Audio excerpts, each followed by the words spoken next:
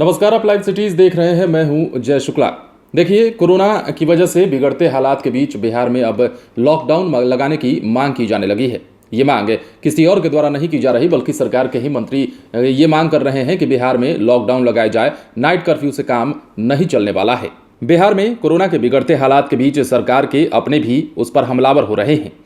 बिहार सरकार के राजस्व और भूमि सुधार मंत्री रामसूरत राय ने बिहार में संपूर्ण लॉकडाउन लगाने की मांग की है। भाजपा से आने वाले मंत्री रामसूरत राय ने कहा है कि बिहार में कोरोना के बिगड़ते हालात को महज नाइट कर्फ्यू से नहीं संभाला जा सकता है। उन्होंने बिहार में संपूर्ण लॉकडाउन को जरूरी बताया है। मंत्री रामसूरत राय ने कहा है कि बिहार में हालात काफी चिंताजनक हैं। मेरे पास अस्पतालों में भर्ती करवाने और चिकित्सीय मदद दिलवाने के लिए रोजाना 50 फोन आ रहे हैं। मुश्किल ये है कि मांग के अनुरूप व्यवस्थाएं कम पड़ गई हैं। रामसूरत राय ने आगे कहा कि संपूर्ण लॉकडाउन का अधिकार केंद्र सरकार ने राज्य को दे दिया है और वक्त आ गया है कि राज्य इसका इस्तेमाल करे। दिल्ली, झारखंड जैसे राज्यों ने लॉकडाउन कर दिया है और हमें भी इस तरफ के निर्णय पर सोचने की जरूरत है। बीजेपी के प्रदेश अध्यक्ष संजय जायसवाल ने 18 अप्रैल को राज्य सरकार द्वारा नाइट कर्फ्यू लगाने के ऐलान के महज 4 घंटे बाद ही सरकार के इस फैसले पर सवाल खड़े कर दिए थे। सर्वदलीय बैठक में 62 घंटे के साप्ताहिक लॉकडाउन की मांग करने वाले संजय जायसवाल ने कहा था कि बिहार में नाइट कर्फ्यू से हालात सुधरेंगे नहीं। संजय जायसवाल ने तब सरकार को एक तरह से चेतावनी देते हुए कहा था कि बिहार में अगर साप्ताहिक लॉकडाउन नहीं लगा तो यहां भी महाराष्ट्र और छत्तीसगढ़ जैसी स्थितियां होंगी।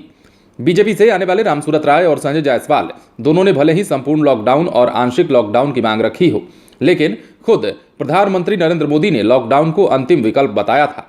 21 अप्रैल को प्रधानमंत्री ने देशवासियों को संबोधित करते हुए राज्यों को लॉकडाउन को अंतिम रास्ते के तौर पर लेने की सलाह दी थी। पीएम ने माइक्रो कंटेनमेंट जोन बनाकर स्थितियों को नियंत्रण में लाने पर जोर दिया था, लेकिन बिहार में हालात अब बेकाबू होते दिख रहे हैं। लगातार 10,000 से ऊपर का आंकड़ा रह रहा है मरीजों का, 11,000 12,000 क्रॉस कर रहा है। ऐसे में हर रोज मरने वालों का आंकड़ा भी जो है वो बढ़ता जा रहा है। तो फिलहाल बिहार में जिस तरह के हालात हैं, उस तरह के हालात को देखते हुए बिहार सरकार के मंत्री रामसूरत राय ने ये आवाज उठाई है, ये बात कही है और कहा है कि बिहार में लॉकडाउन के बगैर काम नहीं चलने वाला है। नाइट कर्फ्यू से जो है वो स्थिति नियंत्रण में नहीं आ सकती है। जिस प्रकार से कोरोना के मरीज लगातार मिल रहे हैं, अस्पतालों की स्थिति और व्यवस्थाओं का भी जायजा लेकर अगर देखा जाए तो यहां भी मरीजों की लाइन लगी हुई है और लगातार जो है व्यवस्थाओं से भी जूझ रहे हैं और कोरोना संकट काल में भी जूझ रहे हैं। और ऐसे में बिहार सरकार के मंत्री नीतीश कुमार के फैसले पर इससे पहले भी संजय जायसवाल ने सवाल उठाया था और अब रामसूरत राय ने भी कहा है कि नाइट कर्फ्यू कोई